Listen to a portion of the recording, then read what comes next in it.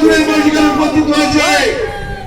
কোথায় সেই আপনাদের নির্যাতন, কোথায় সেই আপনাদের অন্যায় অত্যাচার?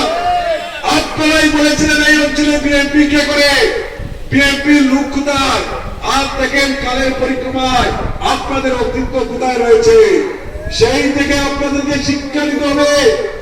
এই অঞ্চলে আমরা চাই সুন্দর সুষ্ঠুভাবে শান্তি শৃঙ্খলা ভাবে এলাকার মানুষকে নিয়ে সুন্দরভাবে বসবাস করতে চাই। আজকে আমরা এখানে মিটিং করতেছি মালিক ভাইয়ের সাথে। কেন মিটিং করতে যাচ্ছি? উনি হচ্ছেন এই অঞ্চলে সিলেট 3 আসন থেকে বিএনপি মনোনয়ন চাচ্ছে। যেহেতু মনোনয়ন এখনো ঠিক হয় নাই, তারপরে কেন বাজারবাসী মালিক ভাইকে এখানে স্বাগত জানালো।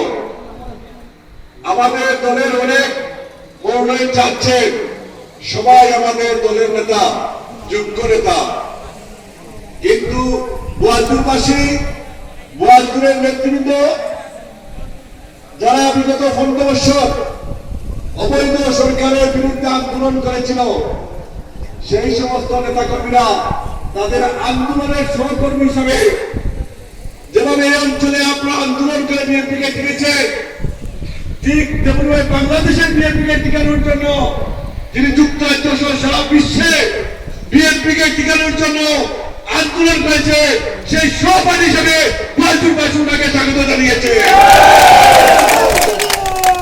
এই অঞ্চলে বিএনপি, যুবদল, ছাত্রদল মালিক ভাইকে এমপি নমিনেশন না পাওয়ার পরেও স্বাগত জানিয়েছে।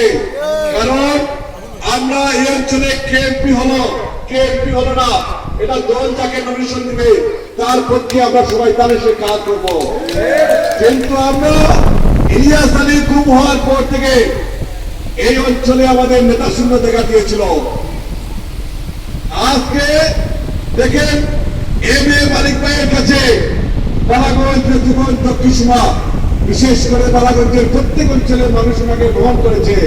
কারণ আমাদের প্রিয় নেতা ইলিয়াস আলীর ছায়া দেখতে পায় ওনার কাছে।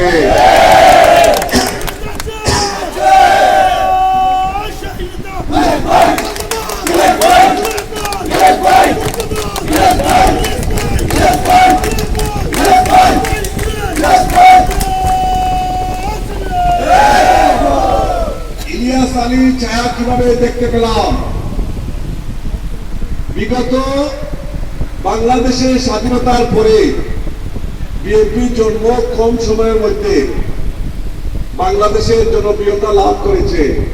এই জনপ্রিয়তা লাভ করার কারণ হলো শহীদ রাষ্ট্রপতি জিয়াউর রহমানের মাধ্যমে, জিয়াউর রহমানের বুদ্ধির মাধ্যমে বাংলাদেশকে গড়ে তুলেছিলেন।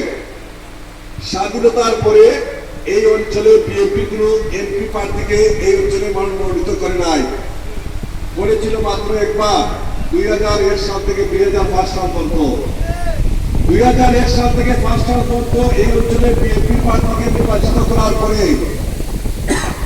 আপনাদের এই অঞ্চলে হাজার হাজার কোটি টাকার কাজ হয়েছে।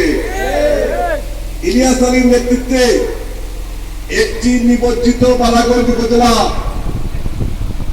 সারা বালাগঞ্জ উপজেলায় হাওড় অঞ্চলে বেষ্টিত ছিল, রাস্তাঘাট ছিল না।